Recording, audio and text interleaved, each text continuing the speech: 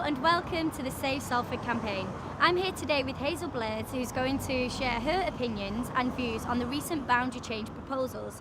She's also going to let you know as a Salfordian what you can do to save Salford. Hi Hazel, firstly I just want to say thank you for agreeing to meet with me and have this interview for the Save Salford campaign to let us know your views and opinions about what's going on at the moment. For people that may not be aware, could you explain to them what the Boundary Commission are proposing? Well, just before I get to that, Vicky, I just want to say well done and congratulations to you on the Save Salford campaign. I think it's been absolutely fantastic, the number of Salfordians that you've managed to mobilise and activate. I think you've got 6,000 people on the Facebook group already, and I bet there's thousands more going to join in the next few weeks. And I think it's just a sign of how deeply people in Salford care about what these proposals really mean. And what they do mean is basically wiping the City of Salford off the parliamentary map. Now, we've had an MP for the City of Salford since 1832, and we had to fight to get our own MP. And this lot in the Boundary Commission are about to do away with hundreds of years of political representation for the people of Salford, and I think that is an outrage. What they're proposing is that our university, Salford University, Salford Quays, Salford Cathedral for goodness sake, and Salford Royal Hospital should form part of a new Manchester Central constituency. But I don't think it's right that a city that's been in existence for hundreds of years should be without proper democratic parliamentary representation. This city needs people who stand up in Parliament and speak out, often for people who don't have a voice, people who don't have a lot of money, people who don't have a lot of influence. That's the job of an MP for the City of Salford, and I mean to try and ensure, with the help of your 6,000 people, that we say to the Boundary Commission, we're not having these proposals and we want our own members of Parliament for the City of Salford. So you're aware of the campaign, the Facebook group, and the amount of members on there. What do you think that says about the people of Salford, the City of Salford, and what it represents? Well, I couldn't not be aware of the campaign because I think it's everywhere, which is fantastic. I think what it says is that the people of Salford, they're not always the loudest people, but if you push them far enough, then they'll respond. And I think that they share my view here and the view of everybody I've spoken to, which is that they think it's wrong that their city should be renamed Manchester Central. We work with Manchester, of course we do, but we're different cities. We complement each other, but we're different. We've got our distinct identity. I'm from Salford, born and brought up here. My family still live here. My mum and dad live here. And, we're proud to be Salfordians, and that's something very special to people in this city. They're not going to give it up without a fight.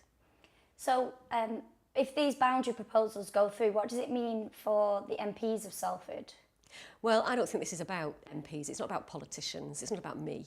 This is about the people of Salford having proper democratic representation in the Houses of Parliament. If you want to get things done, if you want to bring businesses to the city, if you want to get regeneration, new housing, new homes, you want to clean up the environment, very often you need to take that case to government and you need to make that case loud and clear.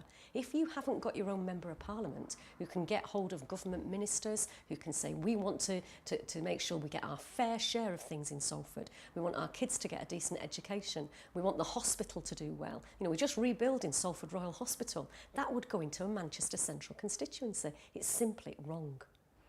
And recently the councillors have agreed that this proposal is a silly idea and shouldn't happen. And the papers are running an online petition which doesn't have addresses or anything. Do you think it's important to have that, or to have what we're proposing at Save Salford, a written petition that people, and also the Boundary Commission's own, have your say? Which do you think is going to have a stronger view for the Boundary Commission? Well, I think first of all, the fact that all the political parties in Salford think that these proposals are mad really helps us, because then it's not one particular political party, it's all the parties are saying this is not good for Salford. So that's a really good thing. I think that online petitions are a great thing. I mean, Facebook, social media, fantastic.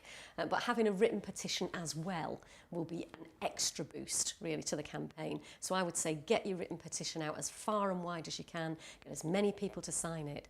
But I tell you what will really make the difference. It's if people turn up to that public hearing, which is on the 11th and 12th of October, Tuesday and Wednesday in October. And there's going to be a chairman there. Don't know if it's a man or a woman, but there's going to be a chairman there. And actually the chance to look that person in the eye and tell him or her how strongly you feel about your city, that will be incredibly influential. I think on the first day of the hearing, it's open from 10 till 8. And on the second day, on the 12th of October, it's open from 9 till 5. You have to register to speak.